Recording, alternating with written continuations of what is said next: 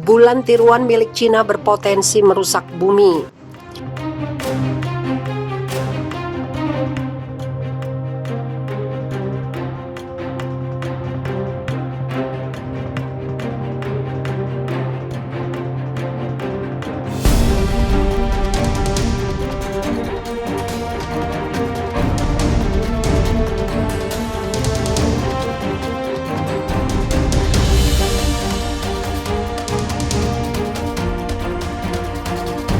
Cina saat ini tengah berupaya mengembangkan pembangkit energi surya. Ini rencananya akan dikirim ke ruang angkasa, lalu diharapkan bisa mengirim energi ke bumi untuk menerangi seluruh bumi di masa depan. Dilansir dari laman CNN, proyek yang juga dikenal dengan bulan tiruan itu diklaim menjadi lompatan monumental dalam memerangi kecanduan bumi terhadap sumber daya yang memperburuk polusi udara dan pemanasan global. Lebih lanjut, pembangkit listrik tenaga surya berbasis ruang juga dapat memberikan alternatif bagi generasi saat ini dari sumber energi terbarukan yang relatif tidak efektif di bumi. Para ilmuwan sebelumnya berpikir bahwa teknologi ini akan sangat mahal, akan tetapi Cina berjanji untuk berinvestasi sekitar 367 miliar US dollar dalam pembangkit listrik terbarukan finansial. Meskipun demikian, ilmuwan dari Universitas Indianapolis Peter Subet mengkhawatirkan teknologi buatan tersebut selain menyediakan energi terbarukan yang konstan untuk planet ini, pembangkit tenaga surya ruang angkasa secara teori dapat memfokuskan sinar keluar dan pesawat ruang angkasa, menghilangkan kebutuhan sayap sel surya dan sangat meningkatkan tingkat daya dan akurasi kontrol. Sinar energi juga dapat mengarahkan daya ke daerah-daerah terpencil atau bahkan menghilangkan sistem cuaca yang merusak seperti topan. Radiasi koheran dari laser sangat jauh berbeda dari pendekatan gelombang mikro atau gelombang radio. Jika dipersenjatai laser, dapat membakar sebuah kota ke tanah dalam hitungan menit atau jam, kata Subet. Subet menambahkan bahwa satelit di orbit geostasioner memiliki pandangan sekitar sepertiga dari permukaan bumi yang akan menghadirkan keuntungan taktis besar. Menurut pendapat saya bahwa tidak ada negara besar yang akan mengizinkan negara lain untuk memasukkan laser 5GW orbit geostationary. Seperti yang diketahui semua orang, tidak ada yang namanya sistem yang tidak dapat dibongkar. Laser daya yang besar terlalu beresiko untuk dimasukkan ke ruang angkasa.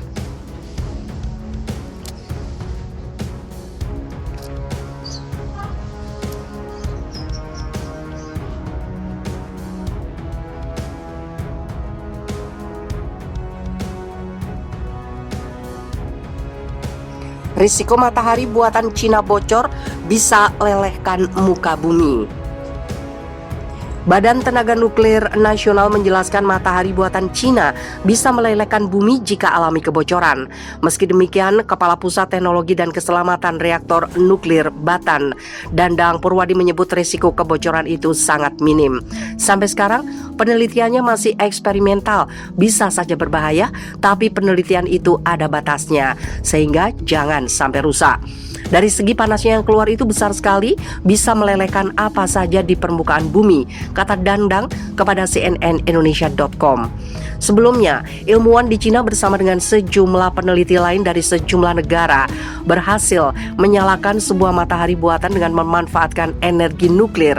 Energi yang dihasilkan matahari buatan itu melebihi 15 kali panas inti matahari sesungguhnya.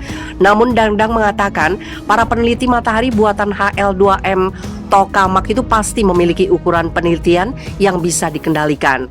Sebabnya, penelitian menggunakan energi nuklir tidak dilakukan secara sembarangan. Nuklir hasil reaksi fusi pasti tidak banyak dalam ukuran yang bisa dikendalikan. Mereka juga pasti punya pendingin yang mampu mendinginkan tokamak. Untuk mencapai reaksi fusi, tabung tokamak dipanaskan dengan suhu sebesar 1 miliar derajat Celcius atau 10 pangkat 9 derajat Celcius. Setelah digunakan menghasilkan energi panas itu, tabung silinder berbentuk donat tersebut perlu didinginkan untuk bisa digunakan kembali. Untuk menjaga energi tersebut tetap berada dalam wadah, lapisan dalam tokamak memanfaatkan gaya magnet berupa pertemuan dua kutub positif sehingga menghasilkan energi tolak-menolak. Dengan memanfaatkan gaya magnet, plasma yang sudah tercipta bisa tergantung di tengah tabung yang berbentuk donat tersebut, sehingga panas dipastikan tidak akan menyentuh tabung dan minim risiko kebocoran. Skenario kebocoran. Sementara itu, akademisi fisika nuklir Universitas Pertahanan Mutia Meireni menjelaskan, jika terjadi kebocoran dalam reaksi fusi tersebut, dampaknya tidak sebanyak kebocoran dalam reaksi fisi. Proses fusi sendiri menggabungkan unsur ringan sehingga menjadi unsur yang lebih berat. Sementara proses fisi dalam pembentukan energi nuklir memecah atom menjadi beberapa bagian. Proses yang kedua ini lebih berbahaya sebab reaksi yang dihasilkan tidak akan pernah berhenti. Sementara reaksi fusi yang digunakan dalam HL2M tokamak lebih minim risiko. Sebab jika terjadi kebocoran yang keluar adalah unsur ringan.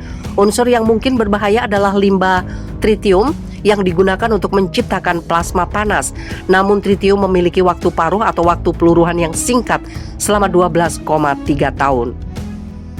The worst skenario-nya, kalau dia bocor, memang ada tritium yang merupakan zat radioaktif. Tapi limbah ini tidak akan separah reaktor fisi. Waktu paruhnya 12,3 tahun, kata Mutia. Alasan lain reaktor fusi minim kebocoran karena ketika proses pengoperasiannya bermasalah, maka alat tersebut akan berhenti.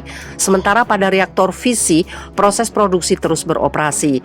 Kalau seandainya terjadi gangguan saat mengoperasikannya, misalnya plasmanya kolaps, itu dia alatnya berhenti. Tidak bisa running lagi, beda dengan reaktor fisi. Lapisan dalam tokamak juga dilapisi oleh material tungsten yang tahan panas hingga 3422 derajat Celcius.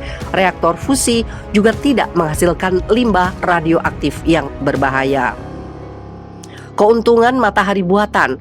Lebih lanjut, ia menjelaskan, ada banyak manfaat yang bisa didapatkan dari penelitian matahari buatan ini. Menurut Mutia, harga energi bisa lebih terjangkau dan stabil. Energi terbarukan juga ramah lingkungan sehingga tidak perlu bergantung pada energi fosil yang terus menipis.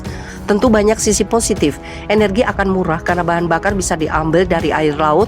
Litium ada banyak, otomatis harga listrik akan lebih murah dan stabil. Kita juga mengurangi penggunaan bahan bakar fosil, lebih ramah lingkungan.